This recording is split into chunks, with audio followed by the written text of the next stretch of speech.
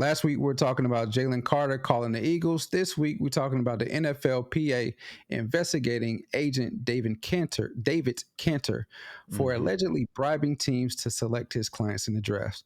Six, what in the world was this man thinking? Man, he got ahead of himself is what he did, but He got ahead of but he himself. got ahead of himself is what he 100%. did. But this has got to be. Man, I don't even want to say it's new because this is probably something that's been going on for a while, and it was actually another agent that they actually cited in this article that I'm reading that I read right here last night. This has got to be something that's been going on for a while, but this is the first time I've actually heard of agents actually bribing these organizations with gifts so they can get their players selected. But it's not far-fetched, bro, because all of these guys get a percentage. These agents get a percentage, which is usually 3%, which that's what my agent had. So 3% of what my contract amount is. So I had to get drafted or I had to get a contract for him to get paid. So it's not far-fetched to see that these agents are trying to make sure that their clients are in the best position possible to get drafted so that agent can get paid as well. So it's not far-fetched. So that's one of those things. But go ahead. What was you about to say? I was going to say, like, it's not far-fetched, and I understand that notion of it. But what can you offer an NFL team that is going to be like, oh yeah, we're going to pick. You said you're going to give us this. All right, we're going to pick your player when this spot comes up. But see, I don't know if it was more so. I don't think it was more so the team itself. I think it was more so like an owner or a particular person. Owner, bro. So all right. So this is. I'm gonna tell you what I read. So Canter, who is a longtime agent and the president of football at GSE Worldwide, allegedly contacted several teams throughout the NFL draft weekend, offering the use of vacation properties that belong to him and his wife if the team drafted one of his clients. The sources described as Cantor's actions as a form of bribery. So vacation properties may be, wedding gifts or stuff. But you're right. I know these people. I know all the people here are rich. They got everything in the order they need, right? But he has to try to. I'm just reading the article, my dude. An agent. I understand that. We're talking about an agent, right? Compared to even if we're talking about a general manager. A general manager, there's annual salaries can range anywhere from 1 million to 7.5 million is what I read, right? An agent, just as you mentioned earlier, they get a percentage of a player's contract. So if you're getting, I believe he has 2 clients that make over $50 million on their contracts, right? So that's a one-shot deal. Xavier Howard's one of his clients. He makes $98 million from his contract. Okay, so he gets about $5 million from that. He also has DeMarcus Lawrence.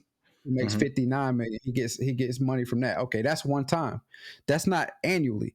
You know what I mean? So he does have money. I'm not trying to say he doesn't have money, but we're talking about he's bribing people potentially that an owner who owns a whole damn sports franchise and probably something else with how he got worth billions of dollars. True. Right. So they have private locations that they can go to. They have property that they can go to. They have planes that they can look at. And the general managers can use the damn I shouldn't say I know, but I would imagine general managers will use some of the owners' stuff if they don't have it themselves. So if they want to go somewhere, hey, can I use a private plane? Hey, me and my wife or me and my family were thinking of going to this area. Can we stay at your property? I'm sure that happens on an ongoing basis. And if he's not bribing those two, if he's bribing scouts, you talking to the wrong person. You was in sales. That person, the scout may have, he may have some say so in what happens, but he's not the decision maker. He's not the decision maker. Exactly. Yes. Exactly. So you talking to the wrong person. And I didn't mean to cut you off. No, you good. Nah. You went off. Do your thing. Keep going off. Yeah. Because it's like, but it's just like, what are you thinking about? Like, you are risking, because if this is true and his lawyer says this will be resolved in, quickly as possible, But it has to be some type of traction for this story for the NFLPA to even release this. Right. And so you're risking the money that you have been getting because you were trying to get some of your incoming rookies a contract to be selected for a team when you would have got the bigger bag potentially when they re-up the contract later on. So you're risking a contract, you're risking getting maybe $1 million, whereas you could have gotten, as you did with Xavier Howard's contract, $5 million from being the agent of a big contract. So I just feel like, what the hell is he thinking about? He just like the title of the episode, man. He got ahead of himself but see, my thing is this. So just like you said, so say one of the general managers doesn't have a vacation property in Turks and Caicos, and Mr. Canter does. Like, hey, if you pick up John White, you know what I'm saying, in the 4th round or in the 3rd round, and he get this contract, you can use my Turks and Caicos vacation home whenever you want to.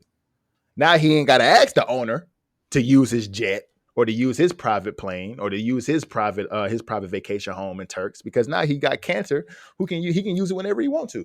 You know what I'm saying? So I mean, it really just depends on the level of the bribery, but at the same time, and that's just alleged bribery. I'm not saying that it's what he did. It's alleged. Yeah, it's alleged. But if he is doing these things, then he has to be talking to the right people, because I mean, his people getting picked up, these people getting these contracts. But you are right though; he is risking, after that first 3, 4, 5 year contract, the re-up could be better. The re-up can make you more money.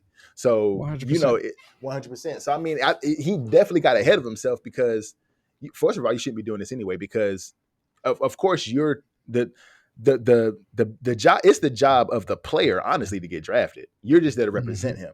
His interviews are going to play a part. His combine is going to play a part. His play on the field is going to play a part. His character is going to play a part. So it's his job to get himself drafted. You're just there representing him to be able to have those connections with these organizations to put him in front of the right people to get drafted. But he has 100%. To sell himself. So, and that's just me speaking from experience. So it's like, he definitely got ahead of himself, bro. And he shouldn't, if he is doing this and offering gifts to get his people drafted, he's going about it all the way the wrong way. All the way the wrong way, bro. I mean, listen, the articles that I read about this all mention property. And I know to get away, have your vacations, and to take your mind off of stuff is big. You reset. It's great for mental health. It is. But again, if we're talking about the top 2 individuals that make those decisions for who gets selected in NFL drafts, NBA drafts, you're talking to the wrong people. Property is telling you that you can use my property whenever you want to, allegedly, is not going to move me, because I can buy that myself. I have that myself. If you're talking to a scout, he has no say so. Like, I mean, he's not the one that says, ultimately pulls the trigger and says, yes, we want this guy. He can say, listen, he can try to sell it for you, but what is that doing for you? You're not talking to the right person. Not talking to the right people. Yeah. So, I mean, I just think for this to come out how it has come out, if it is true, and if he used that piece of that asset that he had to try to get his clients drafted, he went about it the wrong way. Like, I mean, I don't think anything. Nothing. I don't think There's anything nothing that he offered. Nothing he can offer. Yeah. No. I don't think anything he offered would have anybody in the NFL that's in the GM position or the owner's position to say, "Oh, absolutely, we're going to take him just because you gave us that." Hell no. You can't even offer your firstborn child for somebody to get drafted, bro. Like, what are you trying to give these folks? Like, you really bugging, because like I think the biggest thing that would have drove eyes was the property, if he was trying to bribe somebody, because property is scarce, and especially if you got vacation property, that's a little bit better for them to go on vacations on. But what else? You can't bribe with cars. You can't get gifts. You can't do, because these people have enough money to get it themselves.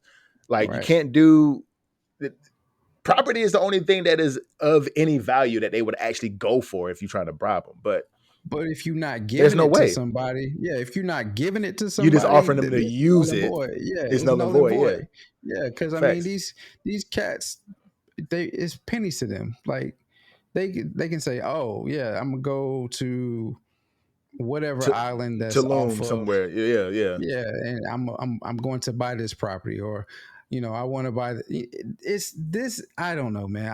I'm stammering here, but it's because my mind can't wrap around the delusion of this person, allegedly again, to use something like property, and maybe I don't know. It's just crazy, man. That this is.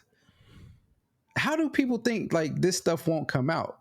We live in a world where you see everything. Everything. Everything is transparent, and if it's not true, then it's somewhat true. It has some truth to it. It's just a different spin on it. If it's told by this media company, there's this type of spin. If it's told by this media company, it's another spin on it. But somewhere in between those spins is the truth. And so, how do people think they can get away with this? Is the thing that I'm kind of concerned with, because everybody's telling everything to get some type of take these days. So right, but see, even just like we were talking about in 2016, there's an agent named Ben Dogra who represented Adrian Peterson, RG3, guys like that, who was also allegedly doing the same things, and he had like a 38 count disciplinary complaint against him from the NFLPA, saying that he was doing the same things that Mr. Canter was doing.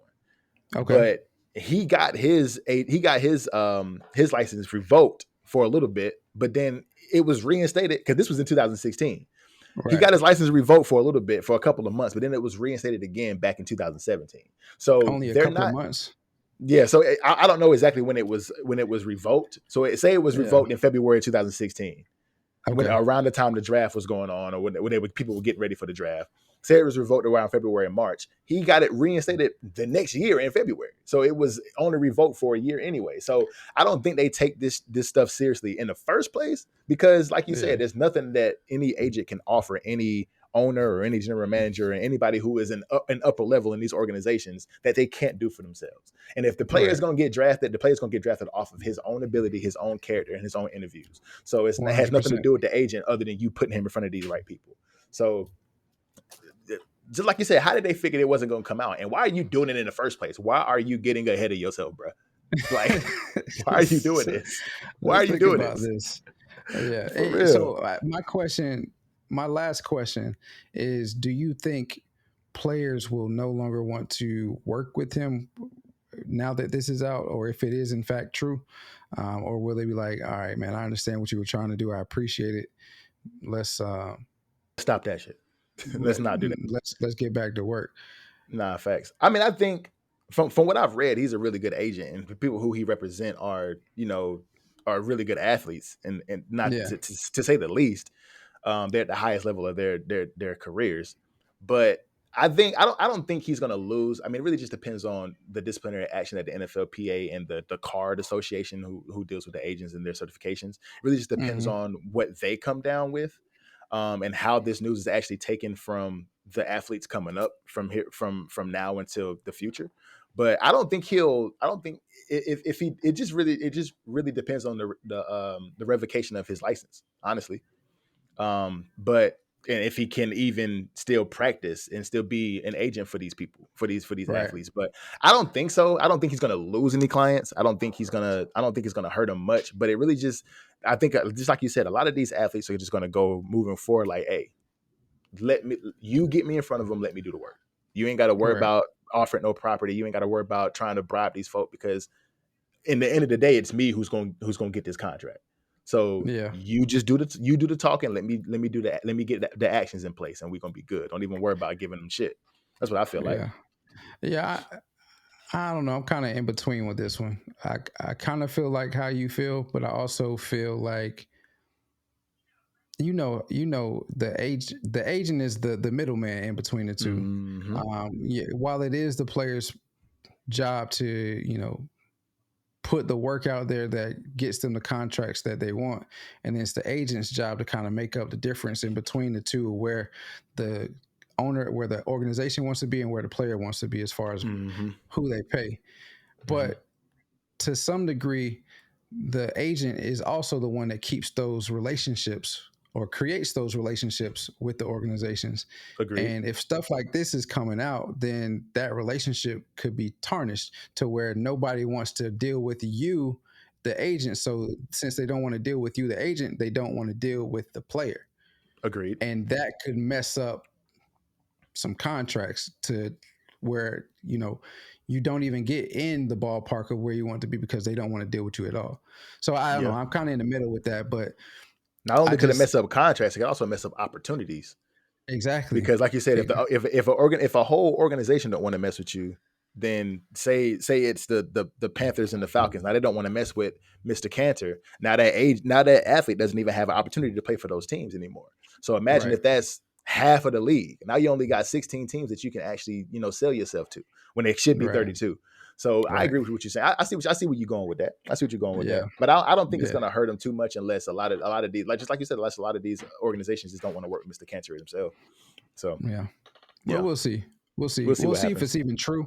Apparently, like I said, his lawyer said that this should be taken care of, and it's not true, and then the truth will come out, rather quickly. So we'll see where it goes after it. If it is true, what the punishment is, and if it's not true, then shame on whoever reported this to have us talking about it. For sure. Thank y'all for watching this video. If you've made it this far, make sure you subscribe to the channel, like the video, hit the notification bell so you miss none of the content. Also, you can find us on all the streaming platforms, wherever you find your podcasts.